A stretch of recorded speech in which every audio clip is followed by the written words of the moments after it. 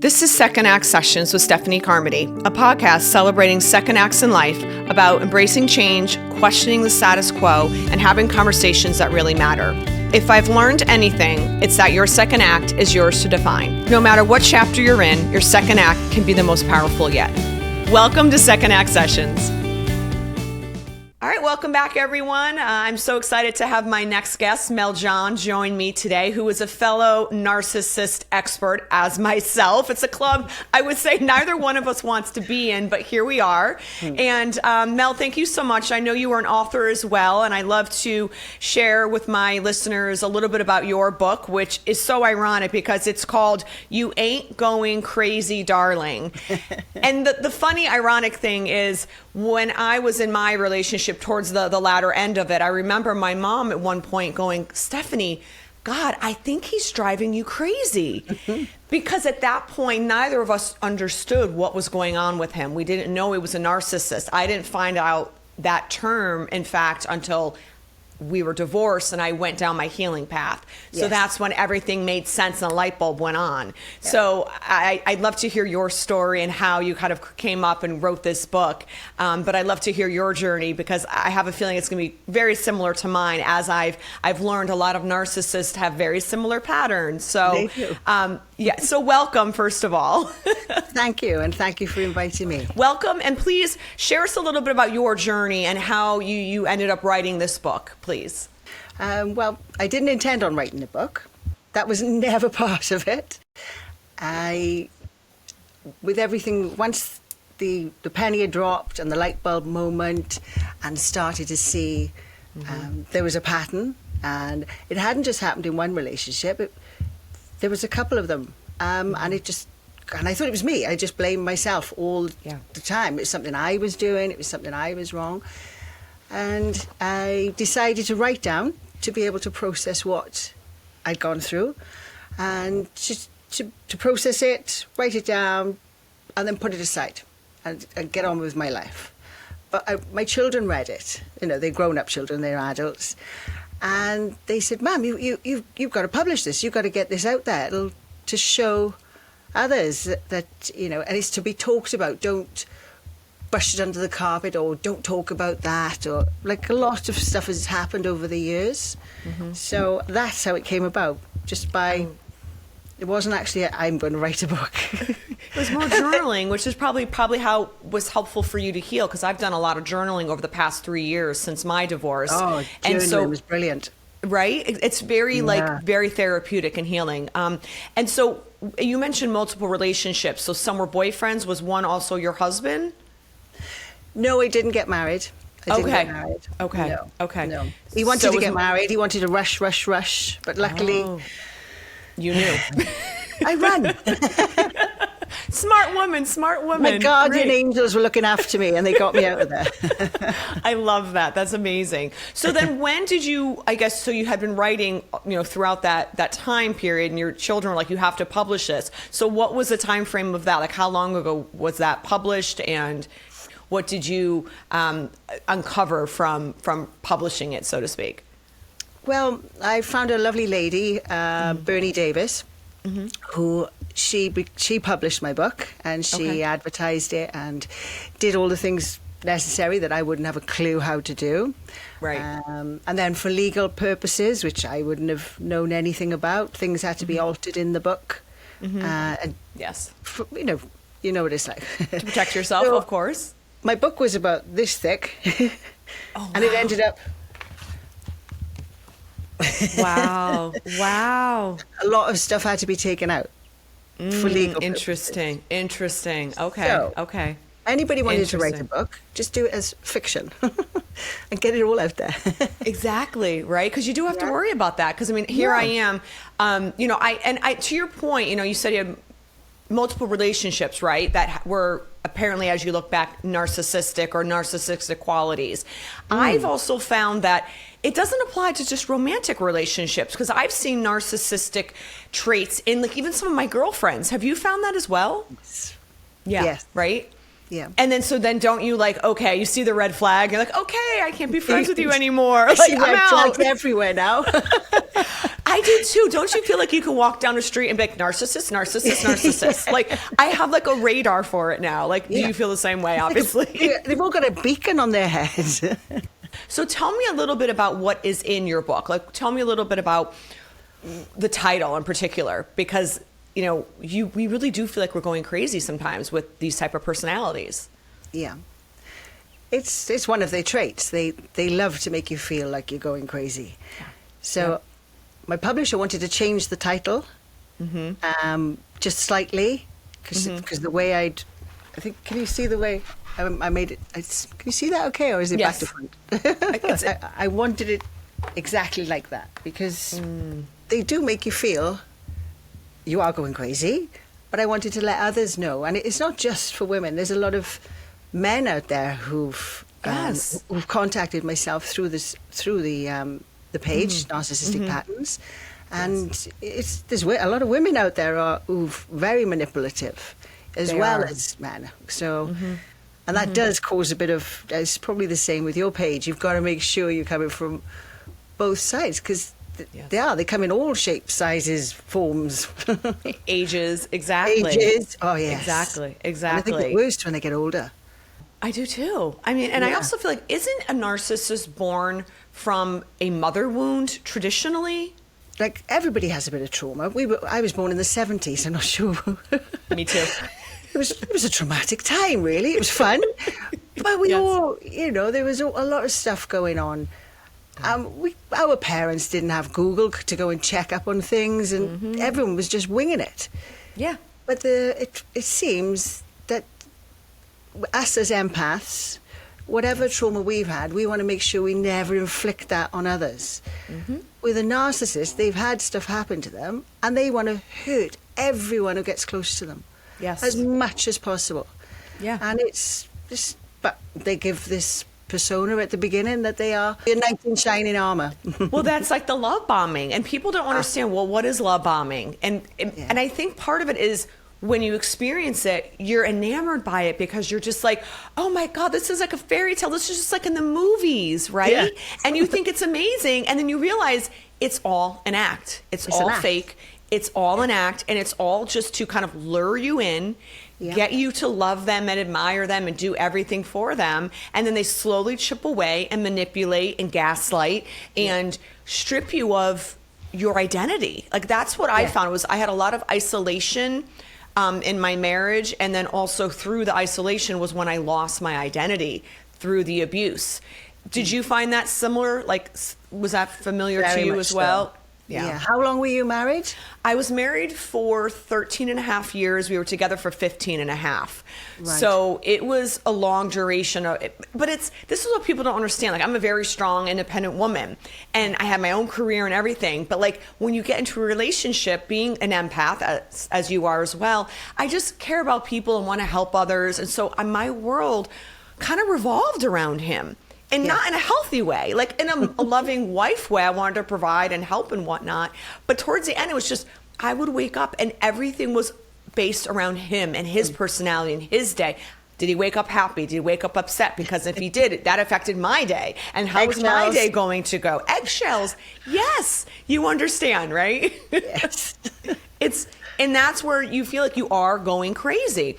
Because in my life, it's just like, you could never win. You were never right. There was always like drama, always an argument. You know how they ruin any event, birthday, holiday, wedding, funeral. Like, I went to everything by myself. And so I always said I was the loneliest married person you had ever met because we did nothing together.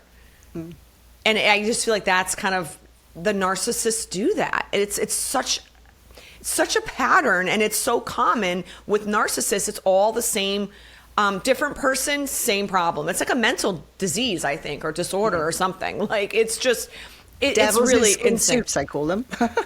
Yeah, it's really true. I mean, it's quite sad. So we love your book, and I also I think I came across you from your Instagram page, Narcissistic Patterns, and I feel like for me and my healing, I wanted to ask you some questions about the how did you heal from the narcissistic abuse? Like, for me, it was a variety of things, from therapy to, working with energy healers. I was in New Age spirituality for a while, praying to God. I did everything.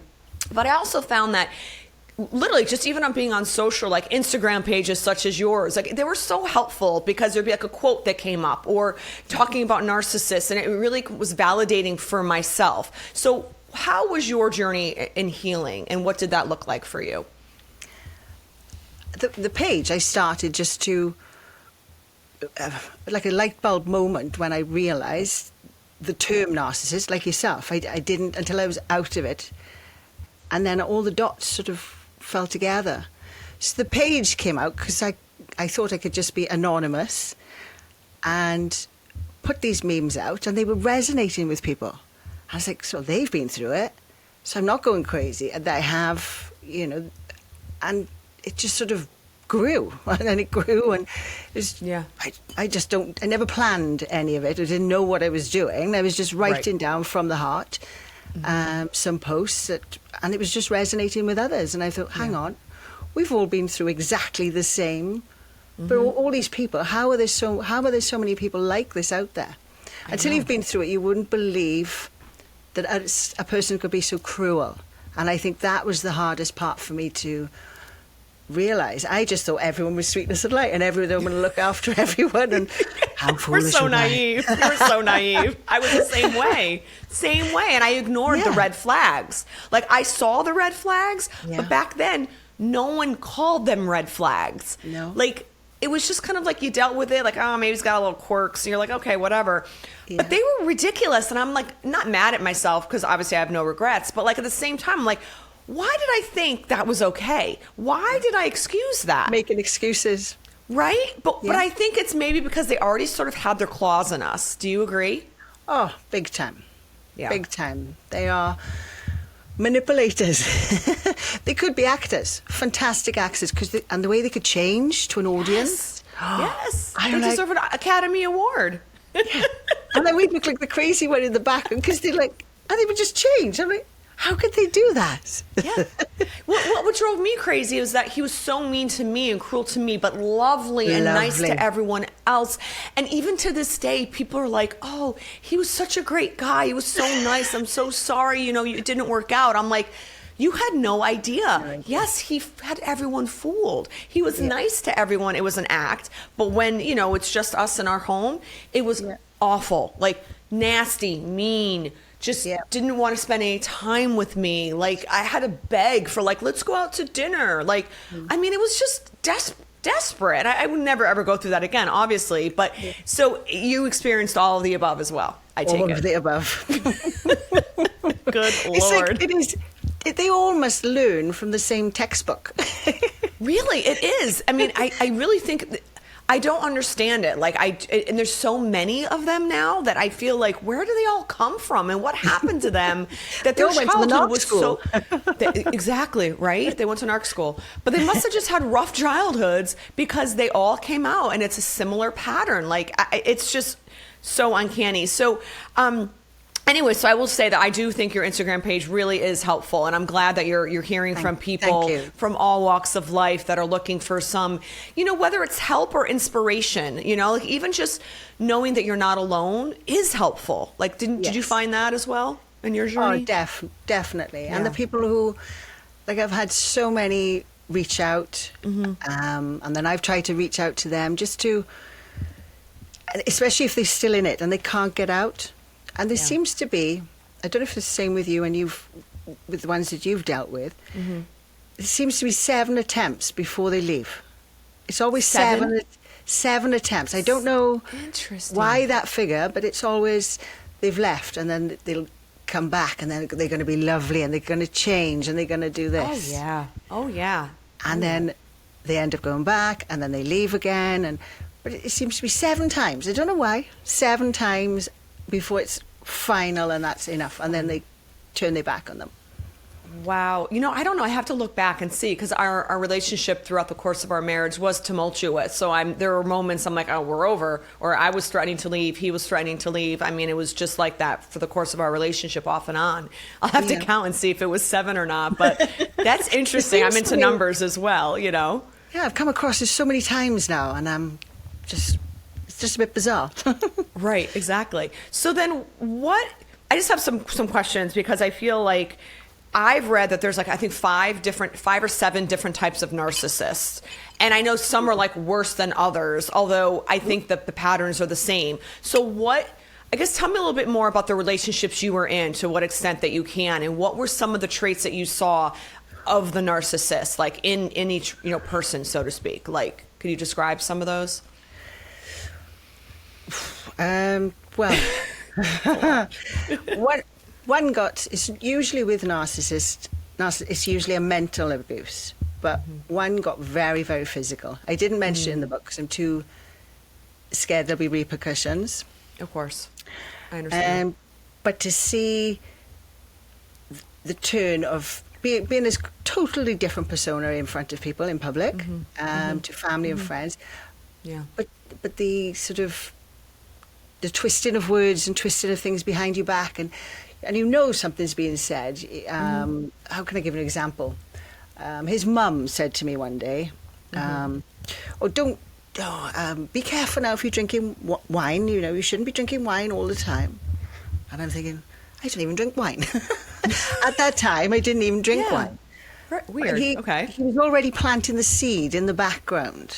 And they do this to the smear campaign. You look the right. Smear Exactly. Campaign. So they were starting to plant a little seed in the background of she's drinking heavy, and it wasn't even drinking. Wow. Just to put you in a bad light. Just little things like that, which become big things. It's like they're planting already, putting the place in motion, kind of thing. But he got quite violent, and I ended up in hospital with him. Oh my God, I'm so sorry.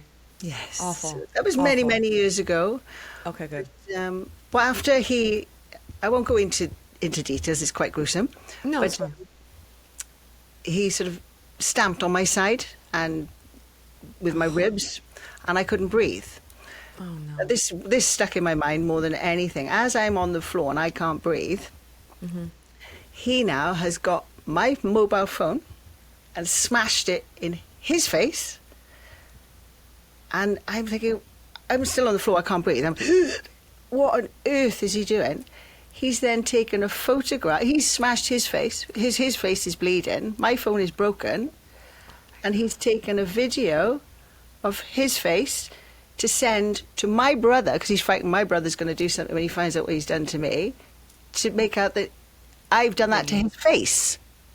I'm like, what on earth is this about? Wow. Absolutely. I didn't put that in the book. I didn't. Wow. It's the first time I've spoken about it, actually, but I just thought, I'm going to get that out there, because that was thank you for sharing that. really crazy. Yeah, I'm so sorry you went through that. I mean, that is Twisted. horrific and twisted and sick. Yeah. But if you understand a narcissist, that is how they think. Their brains aren't wired properly. It's insane. And I think the reason we feel like we're crazy, because you're almost like, how could someone act like this? Yeah. It just boggles your mind, right? Yeah. You wouldn't think anybody could be so cruel. No, but they are, and they can be. And you're right, they do kind of do the smear campaign. Oh my God, I'm so sorry. Thankfully, mine I was never hit or anything, but there was violence in the sense of like breaking something or punching a wall, or the drunk. The threat of it. The threat of it. Yes, or even just like the yelling and the screaming, which, is almost worse than being hit, in my opinion. Sometimes, like the mental and emotional abuse is awful. Like, and it took me a good 3 years to heal from it, because here I am healing from a divorce, which is a death, right? So you have to heal from that. But then on top of that, I was healing from the abuse and not even realizing how stripped down I was, and he really broke my spirit. Did you have that same sort of healing to go through? Oh, definitely. Yeah. I was determined I was staying on my own forever and a day. I was never going to trust anyone again. Yeah. Yes, and I think the journaling really helped. Journaling every day, fitness, going walking and weight training and all those kind of things made a huge difference. Yep. And I sort of went in on myself, I think, to sort of spend a lot of time, apart from with my grown-up children, spend a lot of time on my own with my little dog. Oh, just I love to heal, because I didn't want to Yes. be around people to sort of, for them to feel my pain then, do you know, or my Yes. sad. Until I was back being bubbly me, I Yes. didn't want to inflict that on anyone. So Right. I did sort of go a bit of a recluse for a while. But you know what? I think that's interesting because I did the same thing. I feel like for 3 years, I was just holed up in my house. I didn't do much. Yeah. I had a couple trips here and there, but I felt like God was kind of telling me to be still and just, he always has you right where you're meant to be. And so I was like, okay, I'm just going to sit with this. And I mean, I think in 2024, I cried the whole year. Like I was just crying and crying and crying and releasing still, because for me, the first year that he left, I was in such a complete state of shock. I realize now that I wasn't really even processing or grieving. I was just trying to breathe and survive. And then cut to the 2 years after that was when the real work came in. I did more of the healing for myself and going inward. And I think that is so important to do for anyone, whether you're in an abusive relationship or not, is really to go inward and know yourself, right? Love yourself, because when you do, you know your boundaries and you pay attention to the red flags, much easier. I mean, is that also what you found? Because I know that worked for me. Sure. Yes, that's a great question, because you have to really, until you've healed, and like you say, everyone needs to do that and to sort of really reflect on yourself. And I know I didn't, like everyone says, oh, you look a certain way, you must love yourself and what this. I didn't love myself, even though people, we both love our makeup, we love getting our hair done. We love our blonde hair. Yeah, we love our blonde hair. And people automatically think, oh, she loves herself. But it's couldn't be further from the truth, because I wouldn't have, if I loved myself, I wouldn't have let myself stay in that relationship for as long as I did. Yep. And it's probably the same with, I know it'd be the same with yourself on that. But it really does make you step back, and you've got to love yourself first. Exactly. And then everything else falls into place. Yes, I totally agree. But I think to your point, I mentioned that in an earlier podcast, people look at me like I was successful, tall, blonde. Everyone thinks you're so beautiful. You have it together. And I think on paper I did, but on the inside, I was still that 8-year-old girl that was still very insecure in certain things, or didn't quite know my worth. I didn't know I was smart enough to do that. I didn't think I was smart for a long time, even though I know I am now. And my parents said they wanted to put me in gifted classes when I was younger. So, but for whatever reason, I just didn't have the self-confidence. And I think I had to go through this because getting to the other side, I'm a different person now. And now, like yourself, I feel like we can help others. You know what I'm saying? Because I think why else would we have gone through that? Why God let us go through that if it wasn't maybe to experience it so that we understand it and are experts in it, but also then we can pay it forward and help others and maybe prevent some other women or men from getting in those abusive relationships. Because I think a lot of times for me, I don't know about yourself, I went from boyfriend to boyfriend to boyfriend to husband. I could not be alone. And that was part of my healing that I had to do. I could never be alone. Were you similar to that? Yes, I did a similar. Yes. Yes. See, but I feel like now I've been alone for 3 years and I love it. I'm not lonely. I love being alone. I'm almost a little too nervous to even get involved with anyone because, I still don't trust a lot of people, obviously. Yeah. But I don't know. I just think that's really interesting because, to my earlier point, that narcissists do pick on the beautiful, smart, successful women or men, for that matter. They're not dumb in picking who they select. It's a challenge to them. It's a challenge to them to suck the life out of us. Yeah, they do, and they did. Yeah, exactly. So just out of curiosity, how low was your lowest point? Was it that hospital stay? Was that the breaking point for you, would you say? Or did it continue for a little bit longer? That was the end of that one. Mm-hmm. The hospital rang the police on that because my injuries were so bad. And I was too scared to phone the police. I didn't want the police involved. No. But that's another story. They did get involved and they did come to see me. And they basically, he'd done it to 3 other women. Oh, so they had a history of it. So then they put it on me that, if this is just going to if he's going to be allowed to get away with it, what are these poor women? And when it was worded like that, then I said, Okay. pulled my socks up, put my big girl pants on, and I said, right, let's do this. So, Okay. yeah, but we went to court, and Okay. Freemasons were involved in his family.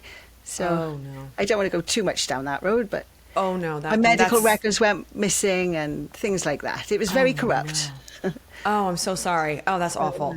But then after that relationship, you got involved with another narcissist? Yeah, I did stay on my own for a year. Okay. Maybe 18 months, I think. I did stay on Okay. my own then. I was like, not happening. Right. Right. And I could just see the little patterns coming in, and it happened again. But it was somebody from away. So I wasn't, Okay. it was just like seeing them on the weekend and stuff, So Okay.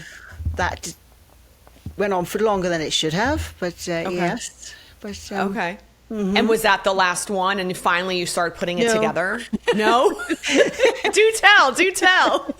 Oh, Lordy. The final this is one juicy. where I decided that's enough. And I was convinced I am deaf. There's something. I'm doing this, but I was attracting. I must have You were been attracting attracting. them. Yeah. And I do. So I needed healing to do to show, Yes. to find my self-worth, to know that I. Yes.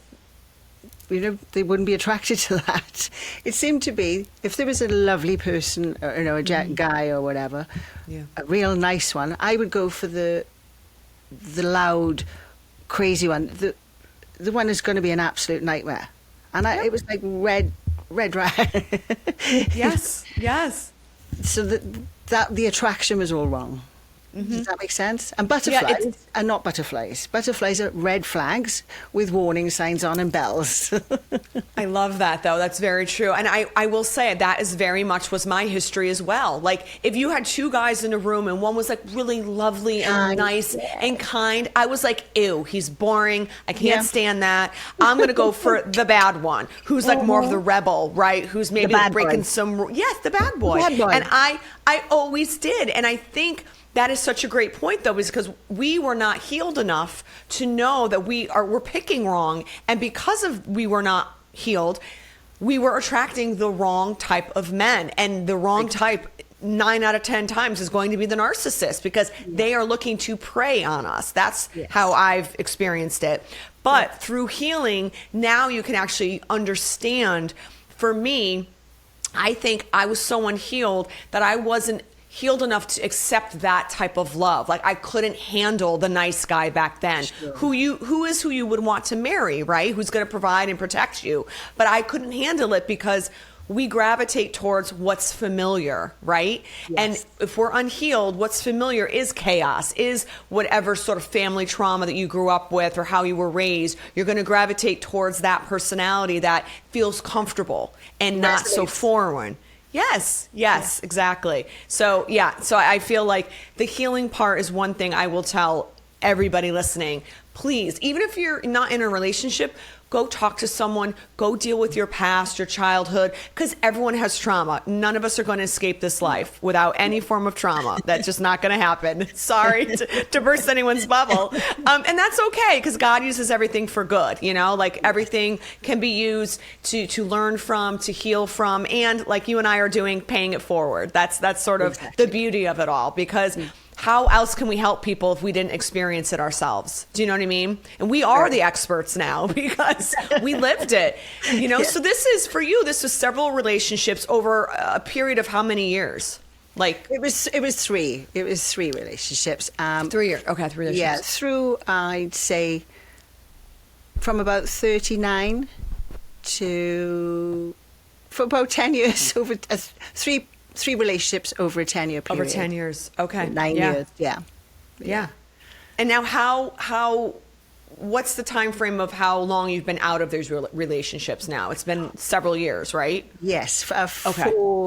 5 years. Okay, great. 4.5, yes. Great. So I've been out of mine for over 3 now. Well, he left in 2021, 2, 3, 4, 5. So divorced 3, but separated like 4. And I heard someone recently say that even someone who was like 5 or 6 years out of it was still dealing with healing from it because it's that severe. Yes. Have you experienced that even in 4 years from it, that certain things either are a trigger for you or you're still sort of like, oh, I didn't think about that. I need to process that. Yes, definitely. Okay. There's definitely little triggers. Yeah. And you think you're healed, but you're never fully. You still got to. No one's ever fully keep healed. yourself in check. Yeah, and Yes. anybody says it's like, I've learned everything. No, I haven't. Everyone is learning something new every day. So Absolutely. it's the same with healing. And if Yes. if I feel myself getting a little bit triggered with something, I'll pull myself back, have a little word, even if I journal it. Right. Yeah. Exactly. Write it down, process it, and then try to make it better next time. You're still actively journaling, would you say? Not as much as I'd like to. I do. Okay. I do feel it's the same with the manifestation and stuff. I Yes. love all that. I do love Yes. it, and I do Yes. feel there's something in it. If you do. It's really helped. It really helped me from the beginning. That was one of my questions. And what role did faith or whatever, I don't know if you're spiritual or if you're, more, into God and church and whatnot, but I would love to know, what has your faith or spirituality, how has that helped you? Rejection is God's protection. Absolutely. So I would say I'm more spiritual than anything. But yes, I do like to. I did pray to God quite a few times during that period of time. Yes. And yes, bear with me. The dog is she's coming over for a nose. No worries. So then how have what is your, if you don't mind me asking, what has been your children's response? Obviously they saw all this writing and said you have to write a book, but what has their response been knowing like these stories and whatnot? Like, were they just devastated? Did they have an idea? Like, were they in shock? They're just so glad I've got out of it, and they're probably my biggest cheerleaders. They just say, you're the strongest mother I know, and we're thankful. And touch wood, my children have turned out amazing. My daughter's 31. Okay. She'll be 31 now in August, and my son will be 25 this year. Okay. They're both doing really well. My daughter's a sergeant in the police. Oh, I love that. Good for her. Yeah, my son is a carpenter. Okay, And I have a great. bit of exciting news. I've only found out 2 days ago that I'm going to be a nanny. Oh, I love that. Congratulations. My first grandchild will be due in March next year. And they might be twins, amazing. we don't know yet. Get out. Wow. Oh, So we've that's only just found exciting. out. So it's all very, very new and very exciting. And That is amazing. Congratulations. See, there's like life on the other side of this, right? Yes. And like, it's amazing. So then what advice would you give women, right? Like, who are either in it or maybe dating someone, like, I don't know, what advice do you wish someone had given you? don't be rushed. Don't. That's what I found with each. They wanted to rush everything, but there was always Yes. a really good excuse, like they'd lost a loved one. Somebody, like the last one, he lost his daughter. Young. She was only in her 30s, which is horrific. It's horrendous. Of course. But everything was rushed. And he'd always, well, this is what happens. See, you've got to just take it by the horns and live each day. And that was an excuse. So I definitely say, don't be rushed. Definitely don't be rushed. Okay, great. How can I? I'm keeping an eye on my dog here. She's up to something. What is she doing? I love it. She looks like a little monkey. She's tiny. Aw. So yeah, definitely don't be rushed. Okay. Do the journaling. Start writing it down. Keeping records, so you can you'll see the pattern come together. Especially if you're still in it and you can't get out. Your gut feeling is telling you something's wrong. You're being made to feel crazy. Yes. So just put a book somewhere where it can't be found and just start writing things down, making notes of things. And eventually, when you got the strength to walk away, it'll all make sense. And you'll see it. You'll see it there. And don't bottle it up to yourself. Find someone you trust, someone who loves you for you, and confide in them and talk to them. And so you can get it out there. Actually, that's a really good point when you say don't bottle it up, because I feel like that's what I did. I don't know if you did. I didn't want anyone knowing anything. No. I didn't want anyone like hating. Yes, you're embarrassed because but also I didn't want to share everything with like my family, because then I didn't want my family hating him while I'm still married to him and we're going to family outings and they're going to be like giving him the side eye, So I feel like, I don't know if most women do that, but you do hide a lot. And I hid so much, and I didn't talk about it with anyone other than like my therapist, because I still went to therapy just because I was just, dealing with him. But even my therapist didn't mention the word narcissist. Like, that word just didn't come into play at all during my marriage. And I just feel like it's everywhere now, which I think is a good thing. Although I think everyone's calling everyone a narcissist. But I'm like, okay, they're not a narcissist, but that's okay. But I just feel like that term, I don't know. I feel like just within the past 5 years, it's been everywhere, and it wasn't there at all when I was in the marriage at all. I never saw it, and I didn't know. I just knew something was wrong, and it's not me. Although I feel like I'm going crazy, but like I said. But when you hold it all in, it's so, that again is also even more isolating. And it's isolating too, because they're already isolating you from family and friends, but then you almost feel even more isolated within yourself. And that's how I think it slowly breaks your spirit. Sucks the life out of you. It's draining. It really is. Yes. You don't recognize yourself in the end. No, you don't. And they love that. I could see the little, if they make you cry. Did you find that? They make you cry. And you can see there's like a little smirk as if they've achieved something. I'm like, I'm not a crier as such, but the amount of times I cried in those relationships was, oh my gosh. Oh, I believe it. Yeah. It's, you just feel, and I think the other thing when you mention, if you're trying to get out, I will say, I think what they do to you to make you feel so dependent upon them, and they manipulate you so well that you almost feel like, I can't leave. Oh my God, I can't leave. I want to say, yes, you can. Don't think about anything they're going to do or they're going to say. You can leave. They can't do anything to you.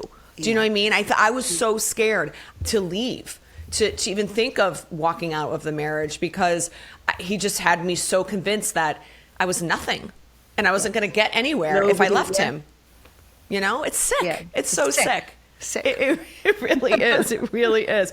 So then what is next for you? Do you have another book in you? Or I know you briefly mentioned you want to help more people. So are you looking to get into a coaching program?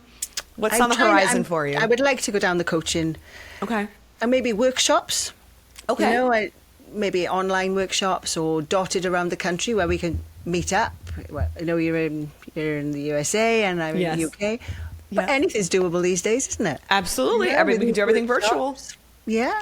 That'd be great. Okay. So that's what you're working on. Are you thinking of doing another book? Do you have another book in you? I would love to do another book, more on the healing side, more of what helped me, and to see if put it out there for others as well. Oh, so, I love that. Yeah. That's great. That's great. And then your children, as I mentioned, is their father one of the three? No. I was with the children's father. Okay.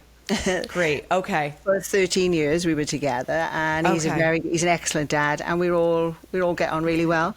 We've been apart. That's great. And he was one of the ones to check up on me when it was all going on. But nothing, nice. Just as friends. We have a mutual respect. We have two children together, and it reflects in the children that we didn't have. Yes, we split up, but it wasn't working. But the kid's got to come first, so. Right, absolutely. But that's interesting, because I don't have any children. I thank God that I did not have children with my ex. But I feel like those people who have been married to one and have children, I feel their pain, because it's so difficult, because you're still in that cycle of abuse, maybe not as directly, but you're still around that sort of orbit. And have you worked with? No, it's not. And have you worked with any people? Have any potential people reached out to you, kind of asking about that at all? Or have you been able to help, offer advice? And what would you say? That happens quite a lot with the children when there's children involved, and when they have split and picking up the children. And also, they don't care the damage they do to the children with the name calling of the other parent. Really, really, and when you're talking like a 10-year-old child, 12-year-old child, and the narcissist parent will badmouth the parent to the child, which the only person that's getting really hurt there is the child. It's a child, I know. And that, I just think it's so cruel. It's so, so cruel. And they ask my advice, and I'm just the only thing I can say, you're not going to stop them from saying these things. No. But the only thing you can do is you're just going to have to rise above it for the sake of the child. Yes. As in, just show them as much love as you can. When you do have them, make sure it's quality time as much as possible. And try not to get into an emotional tit for tat with them. Don't bite to it. Don't bite to it. Well, because that's what they want. They want to reel you in because they want to see if you're going to bite and if you're going to go back and forth. And the child is a pawn in a game. It's cruel, isn't it? It's cruel. But I see that so much. Oh, isn't that awful? And then the children end up in therapy, and the children end up. It's awful. Just hopefully they don't end up as little narcissists, but a lot of times I think it's unfortunate because that does happen. It's just, it breaks my heart. But I think it is such a topic now, though, that if, like I said, if we can help, one woman, we've done our job. You know what I mean? Because it is truly evil. Like, it's an evil spirit that is in them. And I've actually seen a little bit of like demonic activity, and I can feel it. You know what I'm saying? So I was able to. Did you see this with your ex-husband? I saw it one night. I remember I saw his face almost like contorted. Is that the right word? Yeah. And I literally like saw something else in him, and it scared me so much. It was creepy. Why? Have you had the same experience? When you said that, it's in my book. I mentioned it in the book. Okay. Bright blue eyes, but in rage, his eyes turn black. Jet black, and I'm frightened. Terrifying. And you try to explain it to someone, and that does sound crazy. So but I'm so glad you brought that up. Oh, trust me, on this podcast, everyone's going to think I'm crazy from the things I say. I'm like, I don't even care anymore. Because I will say, I do see much more of the spiritual realm than I do even the physical world. So I can see demons even in public. I can sense them. I can see them. And I did see it with my ex. And I remember, this is interesting. I don't know if you ever had this experience, because I know you're more of a spiritual person. I remember we were on a trip in Boston. We went for like a weekend. And, again, we had good moments, bad moments. It was just, it was very, up and down for the duration of our marriage. It was a roller coaster, and you just get used to it, unfortunately. But I remember we were in Boston, and we were walking to dinner that night. And I literally had like a weird out-of-body experience. I can't describe it. It was almost as if I lifted out, saw myself from above looking down and being like, what are you doing here? Like, you were not meant to be here with this person. It was the weirdest, freakiest thing. That was one. And then the night that I saw like demonic facial features. Yeah. But I think that was, in a way, it was God trying to like show me, like, get out. Ouch. I just wasn't strong enough to do it. I wasn't. And had he not pulled the trigger, so to speak, and was like, I'm out, I was like, okay, great. I was like, thank you, Jesus, because I don't know in the state that I was in if I would be strong enough to leave. And not that I didn't know in my head something was wrong. It's just that the abuse was so prevalent that it wore me down. That I was time as well. I'm sorry? And it had gone on for such a long time, and it does. Yeah. And that's intentional, and it is. It's so cruel. So cruel. But look at you now. It is. Look at you now. I know, right? I'm trying to thrive and live my best life. Likewise. So I want to talk about something fun, because when we were speaking about organizing this podcast episode, you're like, oh my God, I just joined a bodybuilding competition. I was like, what? And then I saw your images online. I was like, oh my God. Good for you, first of all. You looked amazing. Thank you. I guess I wanted to talk about that, because was that something that you wanted to do for yourself as a way of maybe like a final, not stage, but maybe like an end cap to your healing, in a way to be like, I got this, look at me, I'm so strong and I'm thriving. Like, was that part of it at all for you? Did that play into it? Definitely. Yeah. Definitely. There's something in it there. And it was something I've always wanted to do, but I'd been stopped from doing it previously. It's like, don't be so stupid, don't be so stupid. Really? Yeah, that makes So sense. I wait until I'm 51 and then I step on stage at Good 51. for you. Oh my God. So how was that whole process? Was it easy, hard? Did you love it? Would you ever do it again? Like, tell me about the experience. Fantastic experience. I had a fabulous trainer called Sophie. Okay. She does online training now, but I was lucky she lives very close to me. Oh, So nice. I went to see, I was with her 3 times a week. She's only a young girl, and she'd won a couple of competitions herself. Okay. So she was brilliant. Okay. And it was the posing. You know, the practice. However much I practiced posing, it was never going to come naturally to me. You're like, that was not my forte. No, this is not me. So I Oh did my it. God. I Okay. won a first for first timers, but I Oh, won good it by for you. default because there was supposed to be 5 new girls going on stage, Yep. but they all backed out. I was the only one who turned out. Oh, how funny. Well, hey, you still won. Who I got a cares, gold. right? Yeah, you got a gold. You By got a default. gold. You're a winner. You're a winner. And the other one was the over 35s. I'm 51 and I was in an over 35s group. I thought it Okay. was going to be over 50s. Okay. So fair play, the lady there was Russian. She looked like she just stepped off a Bond film. Oh my God, wow. Absolutely beautiful. So I came Wow. second. You came second. How many people were in that category? Like how 2. many? 2. You know what? Honestly, that's the best competition to set yourself up in, because now I know the way you were not losing or at all. So it was 2 good for your trophies. morale. But But no, did you find that very therapeutic? I loved In it, a way? and I love. I seem to be eating an awful lot of food, but because I was eating so much protein, Yeah, and you I've have to. changed my eating altogether now, altogether. And that's another thing. When you're in that relationship, your cortisol levels are Yes. through the roof, and I roof. think that's Yes. something that we should talk about on another time or something, because it's huge. Well, I agree, because our bodies, because of the abuse, you're literally in fight or flight. Yeah. And I was in fight or flight for 15 and a half years. And it Yeah. took me, like I said, 3+ years to heal my nervous system, because that's all your nervous system that needs the healing from the cortisol, from this, from that. I mean, it is insane.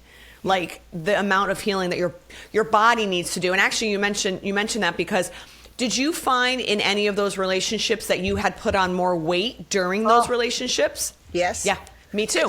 The cortisol will not. You can't budge well, it won't move. Nope, And exactly. your growth hormone, you're supposed to growth hormone, it grows at night when you're sleeping. You're not sleeping right because you're so stressed out. Your cortisol is through the roof. So you will not be able to lose weight. And Yep. if you are very, very lean, it could go the opposite effect as well. Yes. So, yeah, it really affects. It's surprising how much it affects in your body.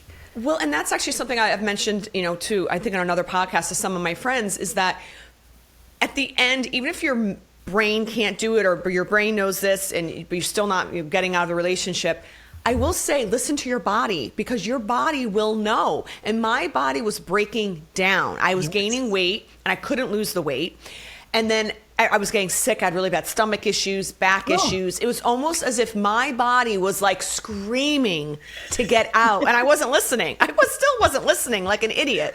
But then afterwards and through this healing, the weight fell off and I have not put it back on. I've lost, not that I was heavy, but I was 20 pounds heavier, maybe 25 at the highest. And now came down, I lost the weight every year. I lost more and more. And then I was like, okay, maybe it's just because I'm still in it. But I realized, no, my body is healed and this is the way it wants to be. Like it's regulated itself. So you found that similar case Definitely. with yourself? Sure. Yeah. Best diet, get rid of the narcissist. That is so true. That's got to be the name of your next book. Maybe talking about healing. It's like how to I don't know. That's like so hysterical. There's got I to be love something that. in that. There's got to be something in that. It's got to be. But I think that is really important when we talk about healing, because I think people don't understand what a toll it takes on your body, your mental health, and your physical health. Well, it's funny you said that with your your stomach troubles as well. While I was in that relationship, my stomach, I don't know what was going on. And I'd been back and forth to the doctors. They sent me for scans and they put me on a list to have my gallbladder removed. What? Okay? Yeah, no. And this one doctor said, well, you don't fit the description. Your age isn't right, and normally it's somebody who's very obese. So you just don't fit the thing, but we're going to remove your gallbladder. So I'm like, right, that's the problem with my stomach. They said, well, we can't really figure it out, but it must be the gallbladder. And I'm thinking, this isn't giving me any confidence at all in my doctor. So I went for a scan, and then they said they could see something around the gallbladder. I was actually on the list to have it removed. And as soon as I finally had the strength to walk away, which I bought a house with this guy in the process of all this, so we were tied with a house, and within 6 months, my stomach pains had gone. They actually phoned me and said, we're ready now for you to operate again. I said, there's nothing wrong with my stomach, I'm fine. Good. And I've never had, touch wood, I've never had any trouble with my stomach since.